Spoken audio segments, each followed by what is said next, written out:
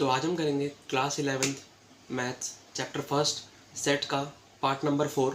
इससे पहले के 3 पार्टों में हमने सेट की थ्योरी को समझा, उसके एग्जांपल्स करे, एक्सरसाइज 1.1 कंप्लीट करी और 1.2 का इंट्रोडक्शन देखा। अगर आपने अभी तक वो नहीं देखा है तो इससे पहले वो देख लीजिएगा ताकि आपको अच्छे समझ में आए।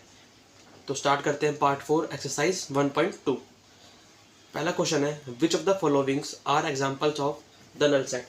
मैंने आपको इसकी थ्योरी में बताया था कि नल सेट क्या होता है। देखिए, a set which does not contain any element are called null set. अब देखो, नल सेट, एम्प्टी सेट और वॉइड सेट तीनों एक ही चीज़ है, ये याद रखना।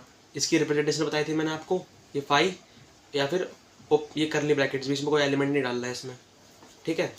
अब देखते हैं हमारा क्वेश्चन पे। पहला, set of odd natural numbers divisible by 5 divisible by 2। अब देखो, अगर वो ऑड नेचुरल नंबर है तो ऑड नंबर वही होते हैं जो 2 से डिविजिबल ना हो, यानी कौन से? 3, 1, 3, 5, 7, 9, 11 सारे नेचुरल हैं, सारे ऑड है। क्या ये 2 से डिविजिबल है? नहीं है। तो क्या इस सेट में कोई एलिमेंट आएगा? नहीं आएगा। तो ये क्या सेट हो गया? Null set. इसमें भी आपको खाली बताना है कि नल सेट है, ठीक है। बाकी आपको जो स्टेट करने वाला होगा वो आगे दिखाएंगे, तो आपको खाली यहाँ पे नल सेट लिख के छोड़ देना है और कुछ नहीं लिखना इसके बारे में, क्योंकि इसमें लिखा हुआ which of the followings are example of null set, मतलब आपको एक्सप्लेन नहीं करना इसके बारे में। आगे देखते हैं, set of even prime numbers. अब आप प्राइम नंबर जब स्टार्ट करते हैं, मैंने आपको पिछली वीडियो में बताया था कि प्राइम नंबर्स होते क्या है। तो प्राइम नंबर स्टार्ट कहाँ से होते हैं? 2 से, फिर 3, फिर 5, फिर 7, फिर 11, फिर 30। अब देखो, जब आप इवन प्राइम नंबर देखोगे ना, तो आपको उसमें खाली 2 ही दिखेगा, सिर्फ केवल एक एलिमेंट है। लेकिन अगर मैं ऐसे बनाऊं इसका सेट, तो क्या ये नल सेट है? नहीं है ना, क्योंकि इसमें एक एलिमेंट आ रहा है।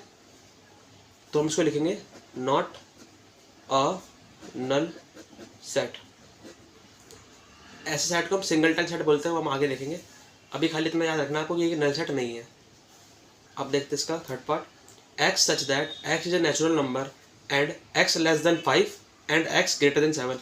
इससे पहले हमने ऐसे क्वेश्चन देखा था। अब आप मुझे बताओ, मैं x को कोई एक नंबर ले लेता हूँ जो 5 से छोटा है, मैंने x को चूज़ किया 4, और अगर मैं इस कंडीशन को देखूँ, अगर मैं यहाँ पे 4 डालूँ, 4 greater than 7, गलत हो गया।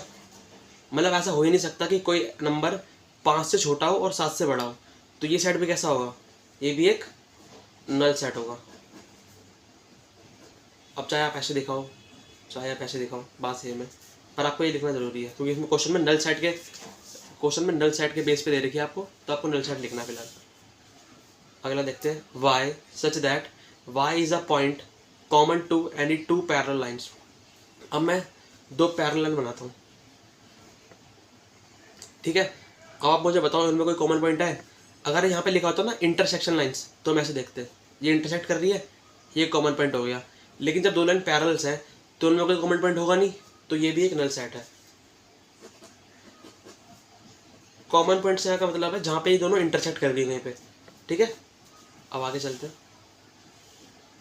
क्वेश्चन नंबर 2 पे, which of the following sets are finite और इनफाइनाइट। अब फाइनाइट की डेफिनेशन दोबारा देख लेते हैं एक बारी। Finite set, a set which is empty और consist of definite number of elements is called finite. याद रखिएगा, एम्प्टी सेट भी फाइनाइट सेट का ही पार्ट है।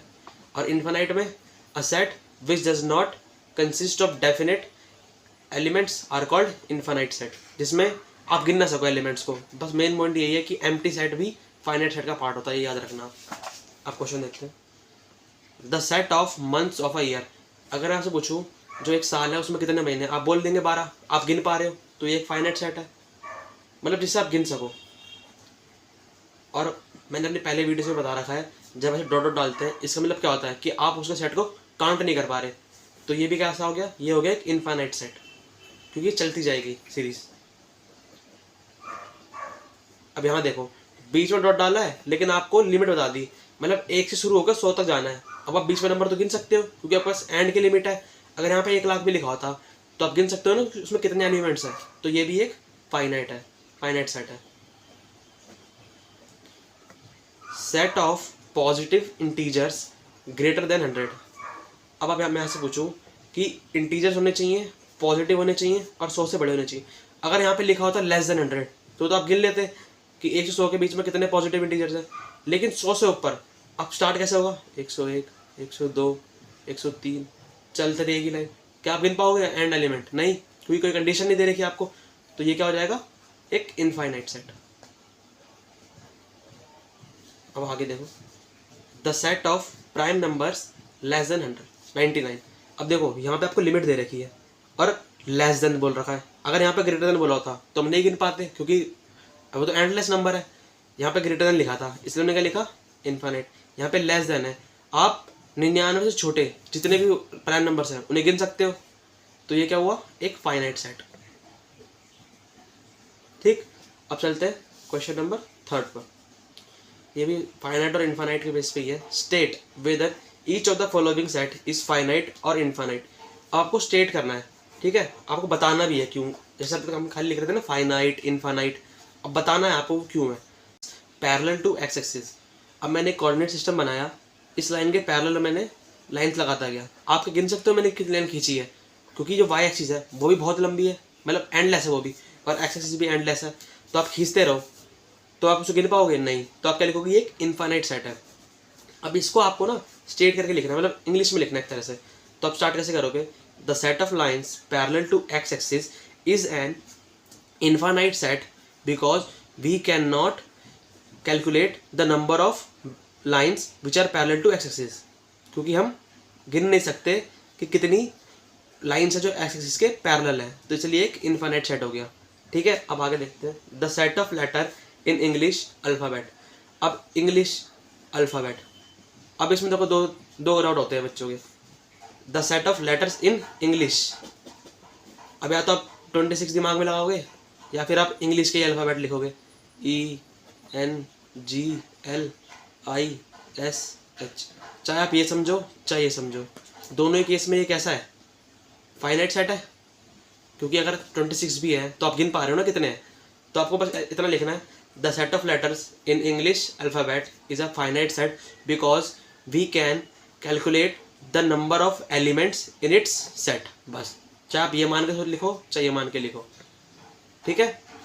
तो ये कैसा सेट हो गया हमारा, यहाँ पे लिख देता हूँ इसको, फाइनाइट सेट। तो अब चलते हैं आगे, the set of numbers multiple of 5। अब 5 के मल्टीपल का एग्जाम्पल, एक तो 5 हो गया, 10, 15, 20, 25, 30, 35, चलता रहेगा। अब ये मत सोचना कि 5 का पहाड़ा 10 तक, 5 धाम 50, चलते रहेगी। क्योंकि 5 की 11 से मल्टीप्लाई करो 55, 12 से करो 60, 13 से करो 65, 14 से करो 70। तो हमको कोई एंड की वैल्यू नहीं दे रखी, तो मतलब ये चलता रहेगा। तो ये क्या सेट हो गया, ये हमारा हो गया इनफाइनाइट सेट। अब इसको कैसे लिखोगे, the set of numbers multiple of 5 is an infinite set because the number of multiples of 5 are infinite. दोबारा बोलता हूँ, the set of numbers multiple of 5 is an infinite set because the number of multiples of 5 are infinite. ठीक है, अब आगे चलते हैं, the set of animals living on earth. अब इसमें आपको डाउट होगा, अब आप में से कई लोग इसे लिखेंगे इनफाइनाइट, क्योंकि आप बोलोगे कि धरती पे तो इतने सारे जीव रहते हैं, लेकिन अगर हम उसे इनफाइनाइट, लेकिन अगर हम उसे काउंट करें तो क्या हम उसे काउंट नहीं कर सकते। मतलब मान लीजिए कि एक कमरा है, उसमें 1 लाख लोग हैं, तो आप बोलोगे बहुत सारे लोग हैं, लेकिन आप गिन पा रहे हो ना कि वो 1 लाख है, तो आप इसे गिन सकते हो उसी तरह। तो ये भी कैसा होगा, फाइनाइट सेट। इसमें आपको डाउट रहेगा थोड़ा सा, मतलब आपको याद रखना है कि एक कमरा है, कमरे में आपके 1 लाख लोग हैं, आप बोलोगे ये तो बहुत सारे लोग हैं, लेकिन आप गिन पा रहे हो उसे, सेम उसी तरह। तो ये एक फाइनाइट सेट है। अब आगे चलते हैं, set of circles passing through 0,0। इसको मैं आपको अलग से समझाता हूँ।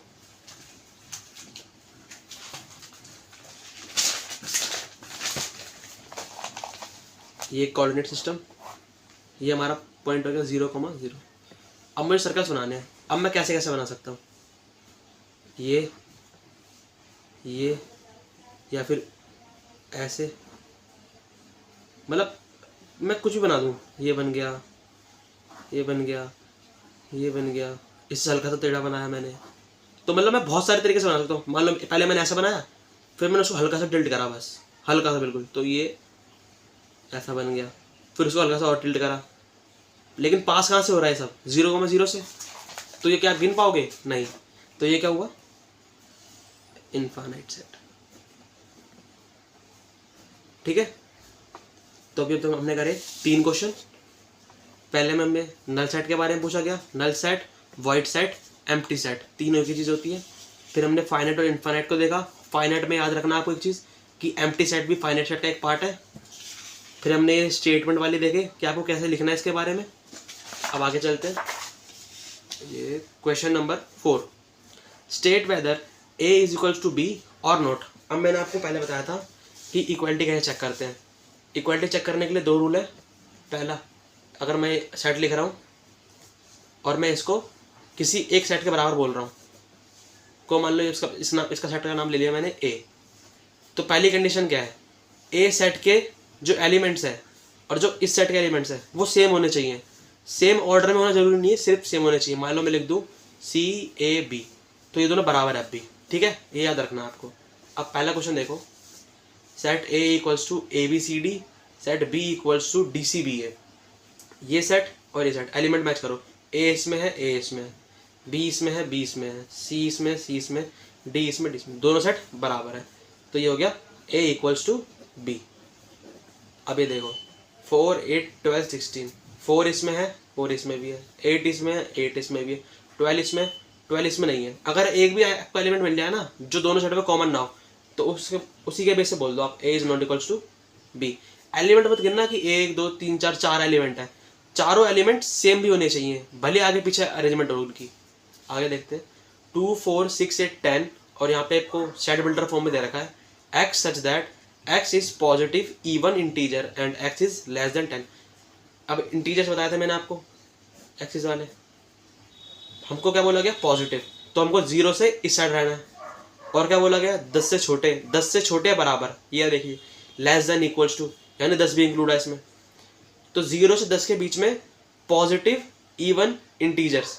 ठीक है, 2, 4, 6, 8 और 10, ये हो गए। क्या ये इस सेट के एलिमेंट हो गए? इस सेट के एलिमेंट क्या है? सेम। तो A इक्वल्स टू B। ठीक है, क्योंकि हमको बोला गया था पॉजिटिव इवन इंटीजर्स, ये सारे इवन है, पॉजिटिव है, बस। आगे देखते हैं, अभी सेट बिल्डर फॉर्म में दे रखा है A x such that x is a multiple of 10। अब आप उसको एक बार रोस्टर फॉर्म में लिखने की कोशिश करो। 10 के मल्टीपल 10, 20, 30, 40, 50, 60 एंड सो ऑन। लेकिन आप B को देखो, 10 इसमें भी 10 इसमें, लेकिन इसमें 15 है, इसमें 15 नहीं है, तो A is not equals to B। अब आगे देखते हैं क्वेश्चन नंबर 5।